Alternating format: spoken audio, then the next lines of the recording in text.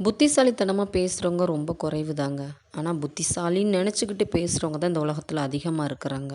ஏன்னா, தன்னோட வாய் திறமைனால எப்படியும் பேசி அந்த சூழல சமாளிச்சு, தன்னோட இடத்த தக்க வச்சுக்கணும்னு நெனைக்கிறாங்களே தவிர, நம்ம சொல்லக்கூடிய அந்த வார்த்தைகள்னால மத்தவங்களோட வாழ்க்கை பாதிக்கும் அப்படின்றத நெனச்சு கூட பார்க்க மாட்டேங்கிறாங்க.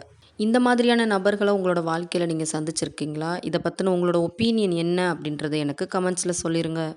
லைஃப்ல நம்ம எல்லாருமே தெரிஞ்சுக்க வேண்டிய ஒரு விஷயம், யாருக்கிட்டயும் எதுக்காகவும் கெஞ்சக்கூடாதுன்னு நெனைப்போம். அப்படியே ஏதோ ஒரு சூழ்நிலை கெஞ்சுற மாரி வந்தாலும், ஒரு அளவுக்கு தான் கெஞ்சலாமே தவிர, ரொம்ப இறங்கி போயி உங்களோட தன்மானத்த விட்டு கெஞ்சணும் அப்படின்ற அவசியம் இல்ல. அது நட்போ, இல்ல நட்பையும் தாண்டின எந்த ஒரு உறவா இருந்தாலும் சரி, எல்லாமே வந்து ஒரு அளவுக்கு தான். ஏன்னா, ஆல்ரெடி அவங்க நீங்க வேணான்னு சொல்லி தான் விலகி போறாங்க. அப்படிப்பட்டவங்க கிட்ட உங்கள நிரூபிச்சு, கெஞ்சி, மன்றாடி, உங்க பக்கத்துல இருக்கக்கூடிய அன்பையும், நியாயத்தையும் எடுத்து சொல்லி, இழுத்து புடிச்சு சேர்ந்து இருக்கணும் அப்படின்னு நீங்க நெனச்சாலும், அந்த உறவு நீடிக்குமா அப்படின்றத கொஞ்சம் யோசிச்சுக்கோங்க.